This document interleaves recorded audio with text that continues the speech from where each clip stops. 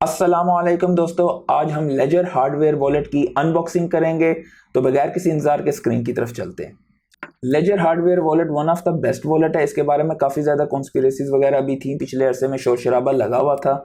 कुछ हकीकतें भी हैं और कुछ नहीं भी हैं। There is no such thing as the best only hardware wallet. आप मल्टीपल हार्डवेयर वॉलेट्स में अपने पोर्टफोलियो को डिस्ट्रीब्यूट किया करें। अगर आपके पोर्टफोलियो का साइज़ बड़ा है, वो खाली लेजर ही नहीं है, लेजर हो गया, ट्रेजर हो गया, इसके अलावा अगर आप खाली बिटकॉइन हार्डवेयर वॉलेट की बात करते हैं तो cold card is one of the best hardware wallet. अगर आप बजट पर हैं तो जेड हार्डवेयर वॉलेट में इन्वेस्टमेंट करें।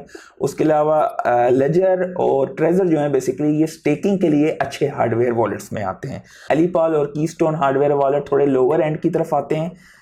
इनका प्राइस टैग थोड़ा कम होता है, ये भी ओके हैं, अच्छे हार्डवेयर वॉलेट्स में आते हैं। इनमें से कुछ air gapped Ledger air gapped wallet में नहीं आता है, तो इसमें थोड़ा सा रिस्क ज़्यादा होता है। लेकिन अगर आप स्टेकर हैं तो लेजर और ट्रेजर आपकी one of the best options में आते हैं।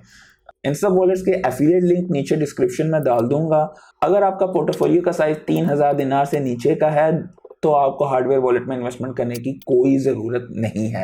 लेकिन अगर आपके पोर्टफोलियो साइज़ बढ़ रहा है तो डेफिनेटली आपको हार्डवेयर वॉलेट की तरफ रजू करना पड़ेगा और कोई ना कोई हार्डवेयर वॉलेट आपके अपनी रिक्वायरमेंट के मुताबिक उसमें आपको इन्वेस्टमेंट करनी पड़ेगी। आज के लिए इतना ही। मिलते हैं किसी नई वीडियो में किसी नए टॉपिक के साथ। अल्लाह हाफिज़।